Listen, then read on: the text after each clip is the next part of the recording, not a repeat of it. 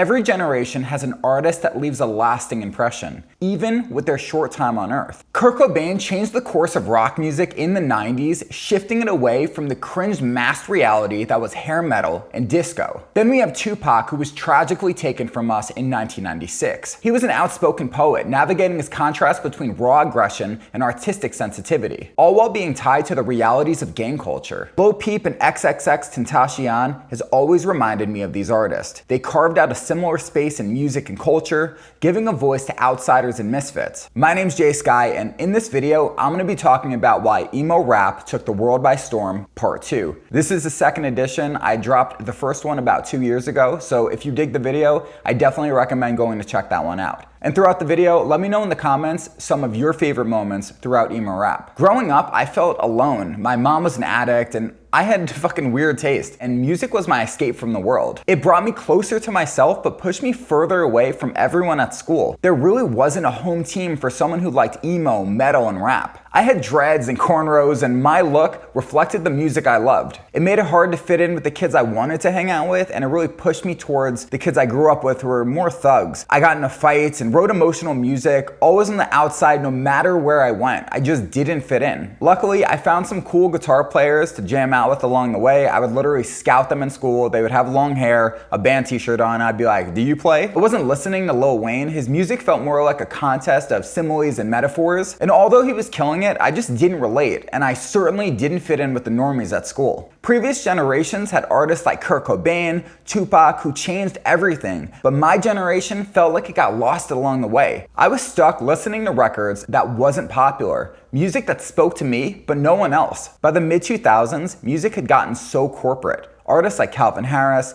Jason Derulo started to dominate the charts, the so-called flavor of the week. Top 40s EDM was everywhere, glorifying nightlife, bottle service, and the party lifestyle. It made sense. The music industry was struggling after the death of CDs, and festivals became the main new attraction. It was more about money and a spectacle than connecting with people. But underneath all of that, there was a smaller, darker community working on something innovative that would be coming next. A movement that could change alternative music and culture forever. At the peak of MTV, rock bands ruled the mainstream. Limp Bizkit, Blink-182, Eminem. They were the faces of alternative metal, punk, and hip-hop. But by 2009, Drake had released So Far Gone, and most rock music had become this whitewashed, skinny jeans, hipster bullshit. Sure, some of the songs were good, but much of it came from privileged kids with $5,000 pedal boards who didn't really talk about struggle. People listened because it was cool, not because it made them feel less alone. Meanwhile, emo rap was quietly emerging. SoundCloud was getting popular for other music besides remixes, and YouTube channels like Astari and No Jumper was putting on new artists every single day. Skrillex was rad, but who was speaking to the weirdos, the kids struggling with depression, addiction, and heartbreak? Sites like SoundCloud made it instantaneous and free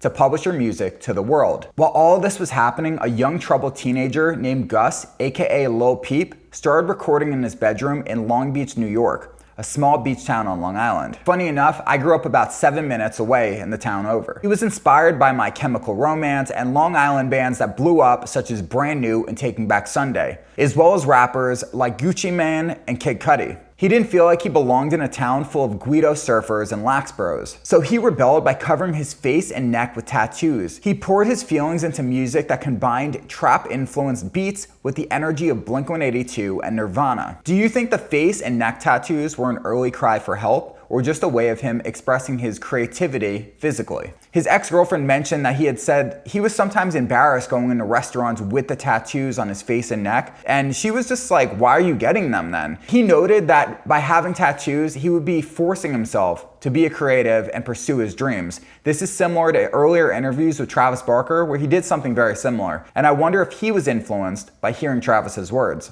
And this underground wave inspired thousands of misfits that gave birth to emo rap, the sad boy genre. Trap beats with guitars, autotune, and vocals that blended singing with rapping. When I first discovered it, I was immediately obsessed. For so many years, I have been going back and forth between my love of pop punk, hip hop, and some harder genres, and they really cracked the code here, especially Peep. It's one thing to have an idea in your head, but to be able to execute it to a way that appealed to such a large audience is tremendous, and that's why his legacy still lives on today. But he found the perfect combination of mixing genres and executed it better than I had ever heard before. As long as your mind's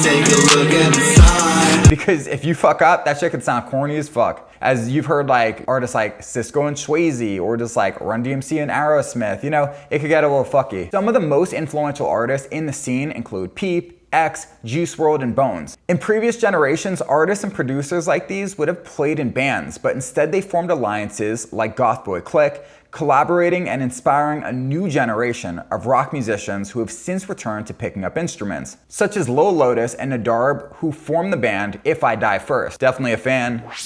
Lotus is one of my favorite artists from the second wave of emo rap, and Nadarb actually produced a ton of Peep's music, as well as artists who started out inspired by emo rappers and kind of evolved their sound over the years, such as Sashi 6. In the same way reality TV killed scripted television, pop, electronic music, and mainstream hip hop dominated the charts. I'm not saying there weren't amazing artists in these genres, but emo rap was the first major shift since grunge in the early 90s. And like Tupac, X carved out his own lane, addressing social issues and speaking to a generation in a way no one else could. I believe emo rap didn't reach its full potential because the pioneers of the genre, such as Peep, X, and Juice Wrld, were taken from us so soon. They were the most innovative and influential artists of the genre, and I believe they would have continued to push the boundaries of music in ways that we may never see. And while Peep and Kurt Cobain tragically unalived themselves in ways that YouTube prefers me to not speak about, X and Tupac were taken from us in a different manner. It was violence and retaliation that made us lose these intelligent artists. The way that we lost these artists also reflected the lives that they were leaving and the truths within their music. At the time of X's death, he was actually in court facing some serious charges, and there was a chance he was going to be locked up for the rest of his life. The influence of these artists helped ignite a revolution in alternative music, inspiring the post-emo rap wave, artists like 93 Feet of Smoke, Garden, Fatsy, Nothing Nowhere, Lil Lotus, Convoke, Shinigami, and so many others. More mainstream acts include Trippie Redd, Suicide Boys, Juice Wrld, and MGK. And the pop-punk influence later became central to the scene with the influence and guidance of Travis Barker. And one of the early collaborations that Travis did have was with X.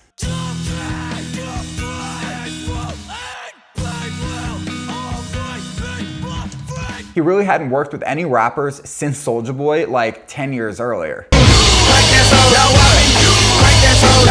And this would turn to a trend where you would see Travis Barker working with some of the best names to come in the genre. While some pushed back on Machine Gun Kelly stepping into the space, it triggered a shift in both mainstream and underground music. Lil Peep created a market that artists like MGK could step into, both visually and sonically. And during the pandemic, it was an insane time. The amount of music coming out every single day from emo rap and merging into pop punk was overwhelming. The last time guitars dominated mainstream pop was the early 2000s. Think Katy Perry, Kelly Clarkson, with productions from Dr. Luke, who's since been canceled. Emo rap arrived like a glitch in the system, flawed, messy, but refreshing. It brought together genres in ways that hadn't been done before, connecting the misfits grappling with mental illness, addiction, and heartbreak. For so long, mainstream music masked these struggles with flashy visuals and nightlife that the labels profited from. And emo rap gave kids an outlet to turn darkness into creativity. Now in 2026, rock's making a comeback, but in a nostalgic way. These bands are great, but are they as good as their predecessors? Not yet, but the next generation's out there, working in their bedrooms, waiting to emerge. Emo rap may have came and gone, but its influence and impact on mental health awareness, alternative culture,